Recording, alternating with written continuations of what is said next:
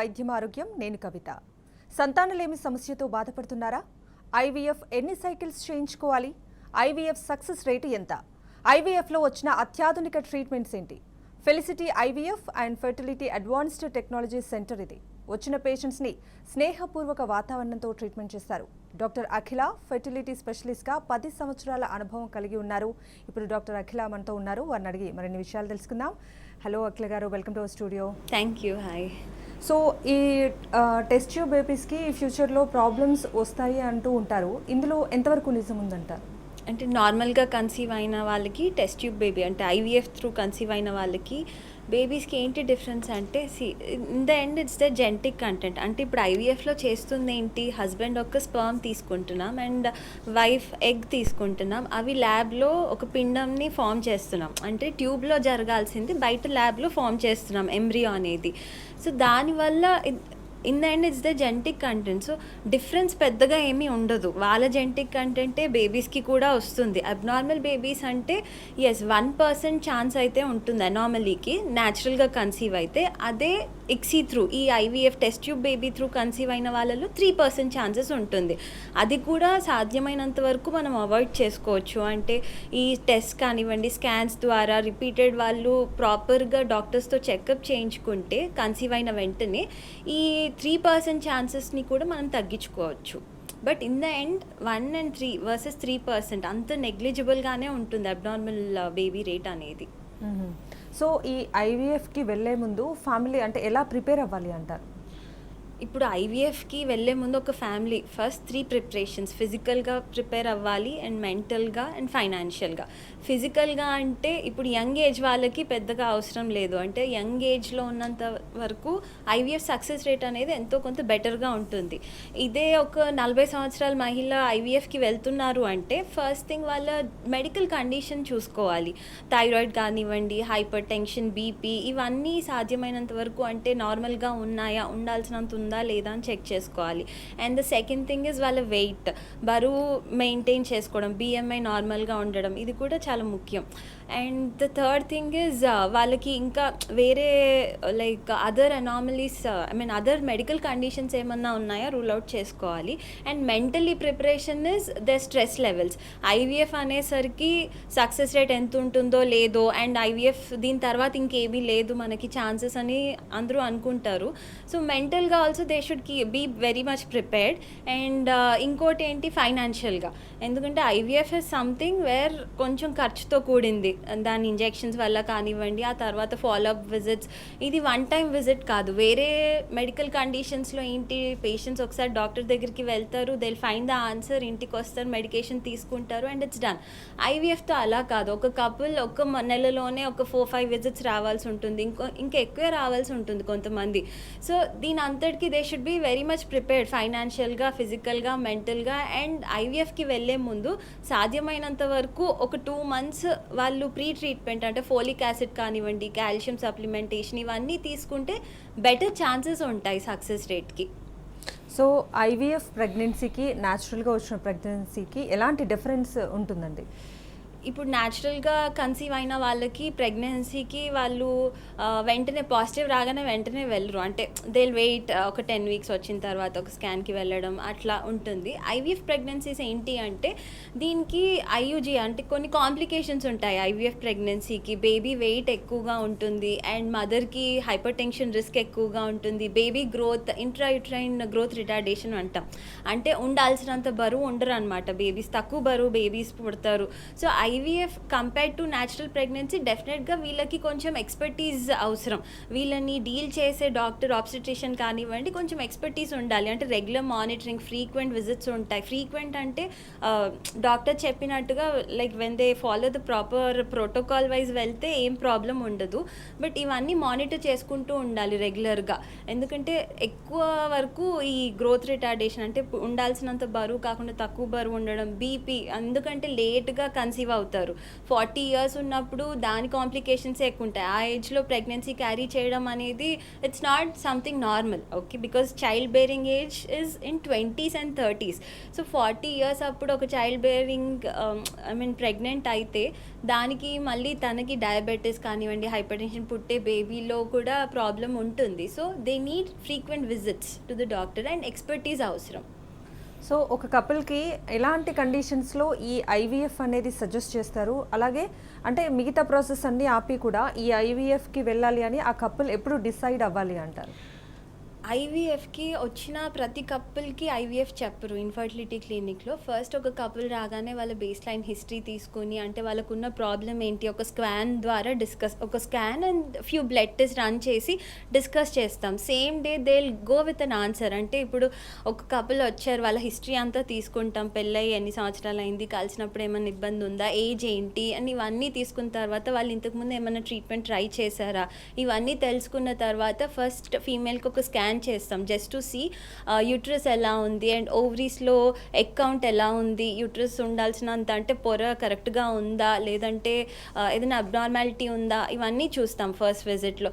అదే రకంగా హస్బెండ్ని వీర్య కణాల్ టెస్ట్ చేస్తాం అదే రోజు కుదిరితే. ఒకవేళ సరైన గ్యాప్ ఉంది అనుకుంటే సేమ్ డే వీర్య కణాల్ టెస్ట్ కూడా చేసేసి ఈ ఒక 2 hours గ్యాప్లో మనకు రిజల్ట్స్ తెలిసిపోతాయి.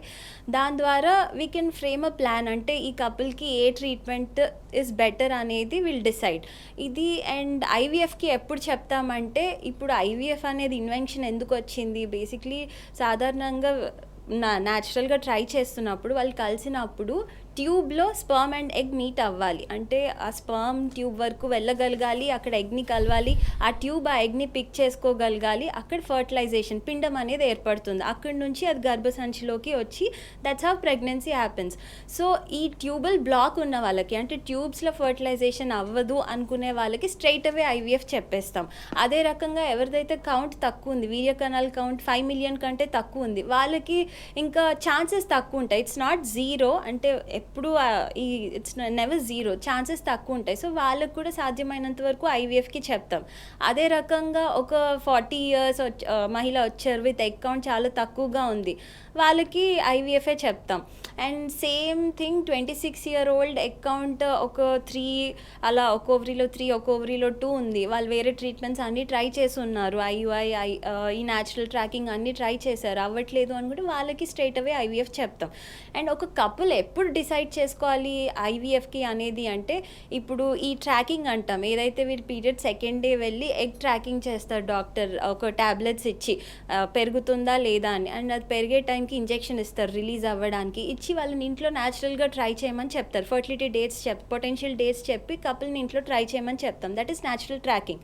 అది ఒక 4 cycles ట్రై చేశారు, అవ్వట్లేదు, then next we push them to IUI. IUI ఏంటి అంటే, మేమే హస్బెండ్ వీర్య కణాలు తీసుకుని గర్భసంచిలో పెడతాం. ఎప్పుడైతే ఎగ్ రిలీజ్ అయ్యే టైంకి గర్భసంచిలో ఈ వీర్య కణాలు అనేది పెడతాం. అది ఒక 3 to 4 cycles ట్రై చేశారు, అది కూడా అవ్వట్లేదు అంటే it's high time that they should consider going for IVF treatment. అంటే సాధ్యమైనంత వరకు న్యాచురల్ మెథడ్స్ అన్నీ ట్రై చేసి ఉన్నారు, అవ్వట్లేదు అంటే ఫర్టిలైజేషన్ లెవెల్లో ఏదో ప్రాబ్లం ఉంది అని అర్థం చేసుకోవాలి. సో ఐవీఎఫ్ ద్వారా ఏంటి అంటే, అసలు ఎగ్ అండ్ స్పర్మ్ ఫర్టిలైజ్ అవుతున్నాయా, ఒక పిండం అనేది వస్తుందా లేదా అని తెలిసిపోతుంది.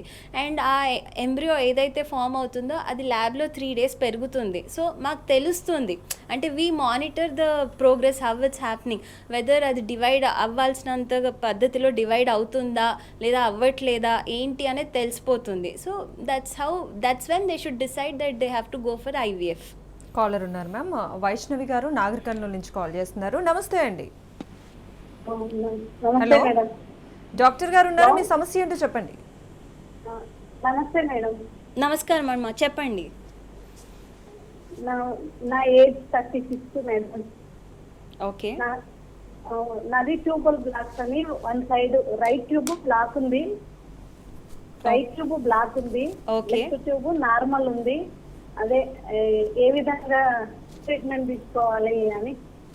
ఇంతకుముందు ఏదైనా ట్రీట్మెంట్ ట్రై చేసి ఉన్నారా అమ్మ మీరు? అవును మేడం, ఒకసారి ఐయుఐ చేసుకున్నా. ఓకే. అది ఓవరీ కూడా లెఫ్ట్ ట్యూబ్ నార్మల్ ఉన్న సైడ్ ఓవరీ కూడా నార్మల్ ఉంది మేడం. ఓకే. ఓకే. దీనికి సొల్యూషన్ చెప్పండి madam. Okay.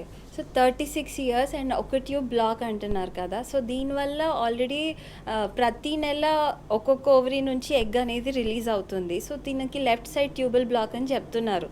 So as such IUI ద్వారా అంటే డే 2 నుంచి టాబ్లెట్స్ ఇచ్చి షీఈస్ ఆల్రెడీ 36 కాబట్టి ఎక్కువ టైం కూడా వేస్ట్ చేయలేం. ఫస్ట్ ఎగ్ కౌంట్ ఎంత ఉందో చూసుకోవాలి. అది వెరీ ఇంపార్టెంట్. ఎగ్ కౌంట్ పర్లేదు బాగానే ఉంది అనుకుంటే ఒక్క సైకిల్ ఐయుఐకి వాళ్ళు ట్రై చేయొచ్చు. పీరియడ్ సెకండ్ డే నుంచి టాబ్లెట్స్ ఇచ్చి ఎగ్ పెరగడానికి మోర్ దెన్ 1 ఎగ్ పెరగడానికి టాబ్లెట్స్ ఇచ్చి ఎగ్ పెరిగినాక అది పెద్దగా అవ్వడానికి రిలీజ్ అవ్వడానికి ఇంజెక్షన్ ఇచ్చి హస్బెండ్ వీర్య కణాలు తీసుకుని ఒక్క cycle they can go for IUI. అది అవ్వట్లేదు అనుకుంటే వెంటనే ఐవీఎఫ్కి వెళ్ళాలమ్మా. ఎందుకంటే మీరు ఆల్రెడీ 36 అని చెప్తున్నారు. అక్కడే ఎక్కువ క్వాలిటీ అనేది తగ్గిపోతూ ఉంటుంది. సో ఐయుఐ అందరికి తెలిసిందే, 100 మందికి చేస్తే 15 మంది అంటే సక్సెస్ రేట్ దాని ఓన్లీ 15%. సో అదే ఐవీఎఫ్ ద్వారా మీకు బెటర్ సక్సెస్ రేట్ ఉంటుంది. సో డెఫినెట్లీ ఒక్క సైకిల్ ఐయుఐ ట్రై చేసి వెంటనే ఐవీఎఫ్ అనేది మీరు ఆలోచించుకోవాలి. కాలర్ ఉన్నారు మ్యామ్. కృష్ణప్రియ గారు జీడిమెట్ల నుంచి కాల్ చేస్తున్నారు. నమస్తే అండి. నమస్తే మేడం. మాట్లాడండి, డాక్టర్ గారు ఉన్నారు. మేడం నేను last month 5th day AMH test చేయించుకున్నా madam. Last month 5th day 5th day రోజు ఏఎంహెచ్ టెస్ట్ చేయించుకున్నా మేడం. Okay okay. అది 12.19 ఉంది మేడం. ఎంతమ్మా? 12.19. ఓకే.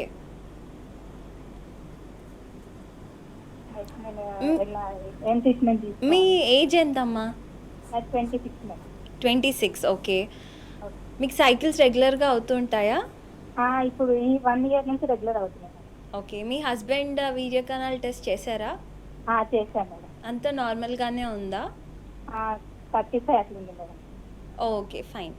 సో 26 ఇయర్ ఏఎంహెచ్ 12 అంటేనే పీసీఓడి అని అర్థం. AMH cut off level 6. AMH అనేది యాంటీమ్యులేరియన్ హార్మోన్. అది ఎందుకు చేపిస్తామంటే ఇప్పుడు స్కాన్లో పీరియడ్ 2వ రోజు స్కాన్ చేసినప్పుడు అండాశయాల్లో ఎగ్ కౌంట్ చూస్తాం. సాధారణంగా ఒక మహిళకి 35 years లోపు 10 to 12 ఎగ్ కౌంట్ ఉండాలి. అది కాకుండా మోర్ దాన్ 20 ఉంటే ఏంటి అంటే పాలిసిస్టిక్ ఓవరీ అంటే నీటి బుడగలు అని అంటాం. అది that's the reason. So AMH simultaneously ఇది స్కాన్ కదా, బ్లడ్లో కూడా వి కోరిలేట్ ఎంత ఎగ్ కౌంట్ ఉంది, రిజర్వ్ ఎంత ఉంది ఏంటి అని. దాన్ని AMH through will know. So normal AMH is between 4 to 6. More than 6 ఉంటే అది పీసీఓడి అని అర్థం. ఇప్పుడు ఈవిడికి పీసీఓడి ఉంది. సో అండ్ సైకిల్స్ రెగ్యులర్గా ఉన్నాయి కాబట్టి షీస్ 26 years. ఫస్ట్ ఇనీషియల్గా they can start of with tracking. అంటే మీరు పీరియడ్ 2వ రోజు వెళ్ళండి అమ్మ, న్యాచురల్ సైకిల్ ట్రాకింగ్ చేస్తారు. అదొక 4 cycles ఈజీగా ట్రై చేయొచ్చు మీరు. అండ్ ఆ తర్వాత అవ్వట్లేదు అంటే దెన్ డాక్టర్ మీతో నెక్స్ట్ స్టెప్ ఏంటి అని డిస్కస్ చేస్తారు. But first thing is to go with tracking. So ఇందాక మనం ఐయుఐ సక్సెస్ రేట్ గురించి మాట్లాడారు. ఐవీఎఫ్ సక్సెస్ రేట్ ఎంత అండి? ఐవీఎఫ్ సక్సెస్ రేట్ అనేది ఒక్కొక్కరికి ఒక్కొక్కలా ఉంటుంది. క్యూములేటివ్ సక్సెస్ రేట్ ఒక center cumulative world wide cumulative success rate 60%. Okay. అంటే 60% ఐవీఎఫ్ గురించి తెలుసు. రీసెర్చ్లో we know only about 60%. The rest 40% is unknown thing. So అందుకే మ్యాక్సిమం సక్సెస్ రేట్ 60%. ఇది కపుల్కి వేరీ అవుతూ ఉంటుంది. IVF success rate is directly related to female age తక్కువగా ఉండి ఎగ్ కౌంట్ బాగుంది అండ్ వీర్య కణాల కౌంట్ కూడా అంతా బాగున్న వాళ్ళకి 60% చెప్తాం.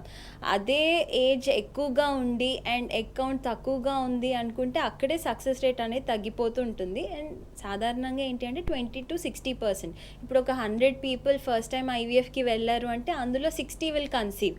అదే మళ్ళీ remaining 60 if they try again అందులో నుంచి మళ్ళీ 20% కన్సీవ్ అవుతారు. అది ఫస్ట్ టైం సక్సెస్ రేట్ అనేది చాలా తక్కువగా ఉంటుంది. They have to keep on trying. And keep on trying అంటే ఫస్ట్ టైం ఎందుకు ఫెయిల్ అయిందో కూడా తెలుసుకోవాలి. అంటే ఎగ్ పెరగడంలో ఇబ్బందా, లేకపోతే ఆ పెరిగాక ఫర్టిలైజేషన్ లెవెల్లో ఏదైనా ప్రాబ్లం ఉందా, లేకపోతే ఎంబ్రియో డివైడ్ అవ్వాల్సినంత అవ్వలేదా, రావాల్సినన్ని ఎంబ్రియోస్ రాలేదా ఏంటి అనేది అనలైజ్ చేసుకుని నెక్స్ట్ సైకిల్కి దాన్ని బట్టి ప్లాన్ చేసుకోవాలి. కాలర్ ఉన్నారు మ్యామ్. హైదరాబాద్ నుంచి శ్యామ్ గారు కాల్ చేస్తున్నారు. నమస్తే అండి. మేడం నమస్తే madam. Good afternoon ma'am. Hello Shyam గారు, చెప్పండి. మేడం ఇది మా వైఫ్ మ్యారేజ్ అయ్యి 3 years అయింది మ్యామ్. ఓకే. అండ్ 2 times దాకా ఫస్ట్ 2 years లోనే 2 times మిస్క్యారేజ్ అయింది మేడం. ఓకే. అంటే ఫస్ట్ టైం అవ్వలేదు, సెకండ్ టైం డాక్టర్స్ ఏమన్నారంటే బేబీ గ్రోత్ అవ్వట్లేదు అనేది అలా చెప్పారు మేము రీజన్. 2 times దాకా అలానే అయింది. థర్డ్ టైం ట్రై చేసాము. థర్డ్ టైం ట్రై చేస్తే ఏమైందంటే ఆటోమేటిక్ గా సమ్ బ్లీడింగ్ అయిపోయింది మేడం. అది ఏంటనేది కూడా మాకు అసలు ఓకే. తెలియలేదు. అది ప్రాబ్లమ్ మొత్తం ఫుల్ నా టెస్ట్ అండ్ మా వైఫ్ టెస్ట్ ఇద్దరం టెస్ట్ చేసి చూసుకున్నాం. ఫుల్ బాడీ టెస్ట్ మొత్తం అన్ని చేయించుకున్నాక మొత్తం అంతా నార్మల్ ఉంది మేడం. మీ వైఫ్ ఏజ్ ఎంత అండి?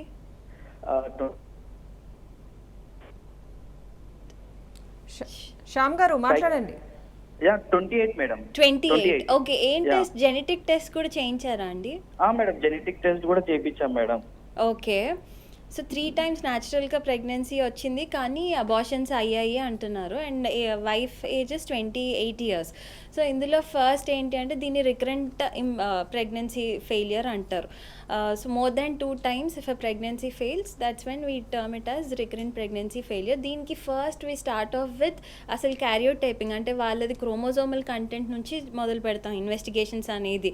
జెనెటిక్గా ఉండాల్సిన డిఎన్ఏ కంటెంట్ కరెక్ట్గా ఉందా లేదా first thing. And second thing ఏంటంటే ఇంకేదైనా మెడికల్ కండిషన్ ఉందా, లైక్ యాంటీఫాస్ఫోలిపిడ్ సిండ్రోమ్ అని అలా రకరకాల వేరే టెస్ట్ ఉంటాయి. ఏదైతే ఎంబ్రియో ఫామ్ అయిందో అక్కడ ఏదైనా బ్లడ్ క్లాట్ అయినా కూడా ఇలాంటి అబార్షన్స్ అనేవి రిపీటెడ్గా అవుతాయి. ఆర్ గర్భసంచి ఉండాల్సిన పొర కరెక్ట్గా లేకపోయినా ఆర్ తక్కువగా ఉన్నా కూడా రికరెంట్ అబార్షన్స్ అనేవి అవుతాయి. మీకు కరెక్ట్ రీజన్ ఎప్పుడు తెలుస్తుందంటే ఏదైతే అబార్ట్ అయిన తర్వాత వచ్చిన కంటెంట్ని మీరు క్యారియోటైపింగ్కి పంపిస్తే ఎగ్జాక్ట్గా మనకి ఎక్కడ ప్రాబ్లం ఉందనేది తెలుస్తుంది. అంటే ఫస్ట్ 3 months అబార్షన్ అయిందంటే ఫస్ట్ 3 things రూల్ అవుట్ చేసుకోవాలి. వెదర్ ఇట్ ఇస్ స్పర్మా, లేకపోతే ఎగ్గా, ఎంబ్రియో ఫ్యాక్టరా, యూట్రైన్ ఫ్యాక్టర్ అని. ఈ 4 things we have to rule out 1 by 1. So వీళ్ళు ఏదైతే ప్రోడక్ట్స్ వచ్చాయో అవి క్యారియోటైపింగ్ పంపించుంటే అట్లీస్ట్ కొన్ని ఆన్సర్స్ వస్తాయి. అండ్ తర్వాత ఏంటి అంటే నెక్స్ట్ ప్రెగ్నెన్సీకి మీరు ప్లాన్ చేసుకునే ముందు 3 months ముందు నుంచి మీరు సప్లిమెంట్స్ అనేవి తీసుకోవాలి. ఫోలిక్ యాసిడ్ కానివ్వండి, అలా సప్లిమెంట్స్ తీసుకొని డాక్టర్తో ఫాలోఅప్లో ఉండాలి.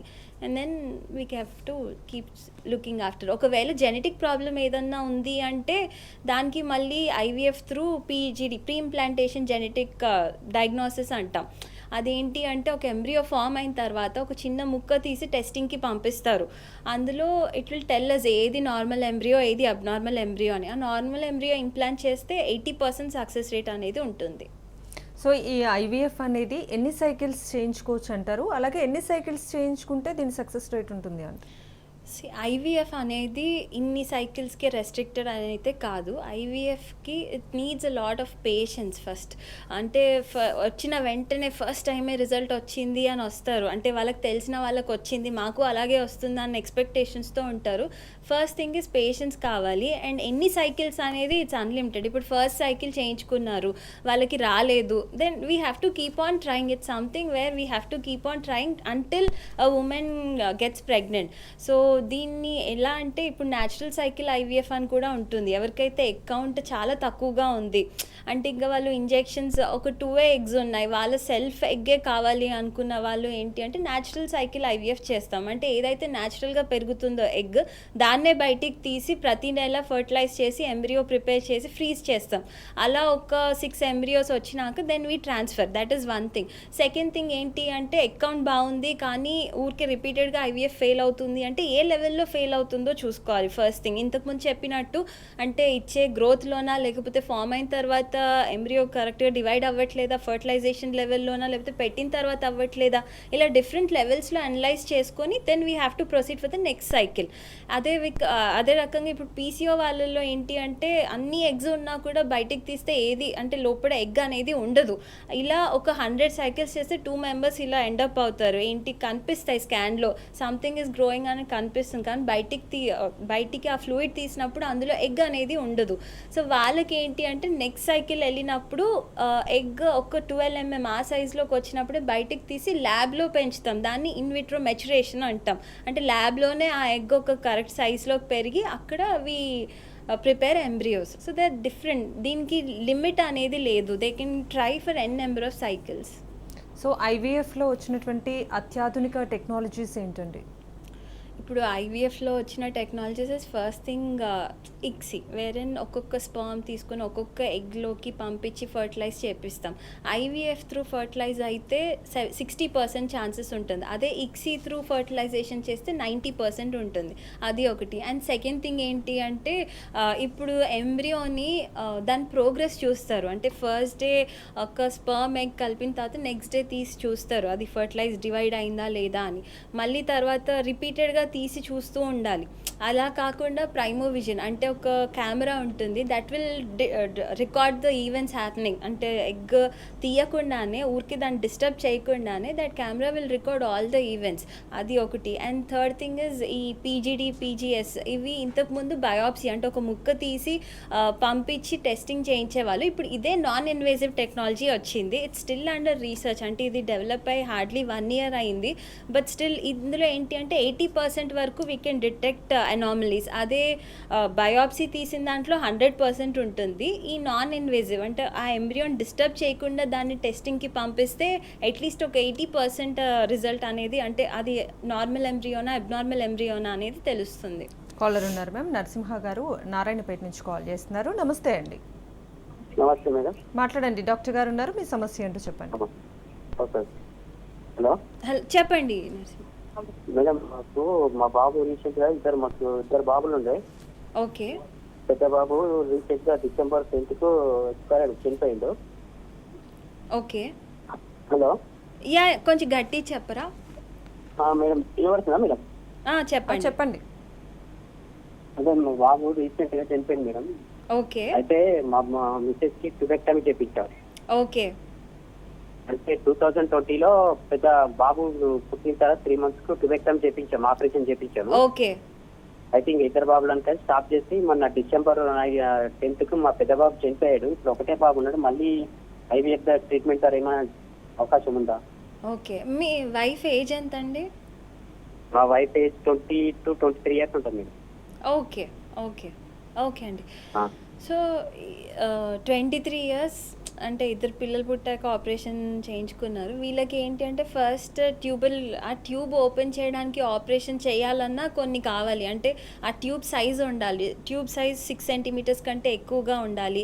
అండ్ యూట్రస్ బాగుండాలి. ఇవన్నీ ఉంటాయి. అంటే దాంతో సక్సెస్ రేట్ అనేది తక్కువగా ఉంటుంది. ఆ ఓపెన్ చేయించుకొని ఆపరేషన్ తర్వాత ట్రై చేస్తే ఎంతో కొంత సక్సెస్ రేట్ అనేది తక్కువ ఉంటుంది. దాని బదులు డైరెక్ట్ ఐవీఎఫ్కి వెళ్తే బెటర్ ఛాన్సెస్ ఉంటాయి. ఎందుకంటే జస్ట్ 22 years కాబట్టి ఎగ్ క్వాలిటీ అనేది బెటర్గా ఉంటుంది. సో మీరు ఐవీఎఫ్కి వెళ్తే మీకు బెటర్ ఛాన్సెస్ ఉంటాయండి. సో కొంతమందికి ట్యూబల్ బ్లాక్స్ అనేది ఉంటుంది. సో అలా ట్యూబల్ బ్లాక్స్ ఉన్న వాళ్ళకి పిల్లలు పుట్టే అవకాశం ఉంటుందండి? ఫస్ట్ థింగ్, ట్యూబల్ బ్లాక్ అనేది ఎందుకు వస్తుంది అంటే ఇన్ఫెక్షన్ వల్ల వస్తుంది. దాన్ని హైడ్రోసాల్పింగ్స్ అంటాం. ట్యూబ్ సాధారణంగా రొటీన్ స్కాన్స్లో కనిపించదు. దాంట్లో ఏదన్నా ఫ్లూయిడ్, ఇన్ఫెక్టెడ్ ఫ్లూయిడ్ కానివ్వండి, ఇలాంటిది ఏదన్నా ఉంటేనే స్కాన్లో డిటెక్ట్ చేయగలుగుతాం. వీళ్ళల్లో ఏంటి అంటే ఆ ట్యూబ్స్లో ఇన్ఫెక్షన్ ఉంటే ఆ ట్యూబ్ చేయాల్సిన ఫంక్షన్, అంటే అది ఎగ్ని పిక్ చేసుకోవడం కానివ్వండి, స్పర్మ్ని ఎగ్ వరకు తీసుకెళ్ళడం కానివ్వండి, ఈ ఫంక్షన్ అనేది డిఫెక్టివ్గా ఉంటుంది. సో న్యాచురల్గా ట్రై చేస్తున్నప్పుడు ఫర్టిలైజేషన్ అవ్వదు. సో ఛాన్సెస్ చాలా తక్కువగా ఉంటాయి. సో యా, ట్యూబల్ బ్లాక్లో ఉంటే ఏంటి అంటే ఎట్ సైడ్ బ్లాక్, ఒకవేళ 2 sides బ్లాక్ ఉంది అంటే definitely IVF is the only way. ఒక సైడ్ బ్లాక్ ఉంది అంటే మళ్ళీ ఇక్కడ ఏజ్ ముఖ్యం. Age and egg reserve. Young age 1 side tube block ఉంది, ఎగ్ కౌంట్ బాగుంది అంటే ఐయుఐ పద్ధతి ద్వారా ట్రై చేయొచ్చు ఒక 3 cycles. అదే ఒక అడ్వాన్స్ స్టేజ్ అంటే ఒక 35 సంవత్సరాలు దాటి ఉన్నారు అండ్ ఎగ్ కౌంట్ కూడా తక్కువగా ఉంది అంటే డెఫినెట్లీ ఒక 1 cycle ఐయుఐ చూసి అది అవ్వట్లేదు అంటే వెంటనే ఐవీఎఫ్కి వెళ్ళాలి ఉంటుంది. ఓకే అండి, సంతానలేమి సమస్యలకు సంబంధించి చాలా వాల్యుబుల్ ఇన్ఫర్మేషన్ తెలియజేశారు. థ్యాంక్ యూ సో మచ్ అండి. Thank you. సో ఇది ఇవాల్టి వైద్యం ఆరోగ్యం శ్రీవితాస్.